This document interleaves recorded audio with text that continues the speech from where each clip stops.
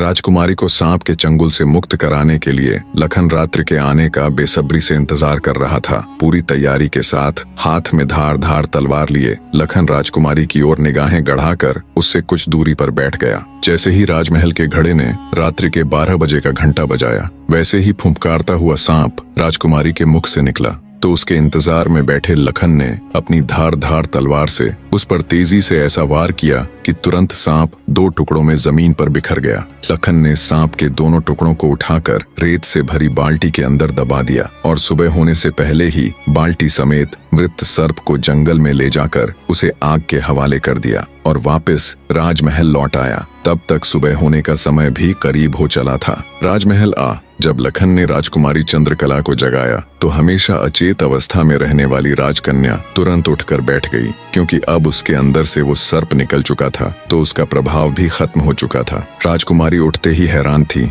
उसे ऐसा लग रहा था जैसे पता नहीं वो कितने सालों से नींद में थी। जब लखन ने राजकुमारी से उसके स्वास्थ्य के बारे में पूछा तो अचंभित राजकुमारी ने अपने आप को बिल्कुल ठीक बताया। तब तक सुबह भी हो चुकी थी। उधर राजा भी पूरी रात सोया नहीं था। उसे बस इंतजार था तो सुबह का। जैसे ही सुबह हुई, राजा बेसब्री से भागा भागा राजकुमारी के कक्ष में आया। जब उसने बिल्कुल सही सलामत अपनी बेटी को बैठे और बात करते पाया तो उसकी खुशी का ठिकाना ना रहा। आंखों में अश्रु लिए राजा ने तुरंत अपनी लाडली बेटी को गले लगा लिया। भरे हृदय से राजा ने हाथ जोड़कर लखन का शुक्रिया अदा किया और अपनी शर्त के अनुसार राजकुमारी चंद्रकला का विवाह लखन के साथ कर दिया। जब राजा ने लखन को अपना आधा राज्यपाट देना चाहा तो लखन ने राज्य लेने से साफ मना कर दिया। ऐसा स्वाभिमानी दामाद पाकर राजा चंद्रसेन खुशी से फूला नहीं समाया। उसने खुशी खुशी बहुत सारा धन देकर अपनी बेटी चंद्रकला को लखन के साथ विदा कर दिया। जब राजकुमारी चंद्रकला को ले लखन अपने राज्य उज्जैन नगरी पहुंचा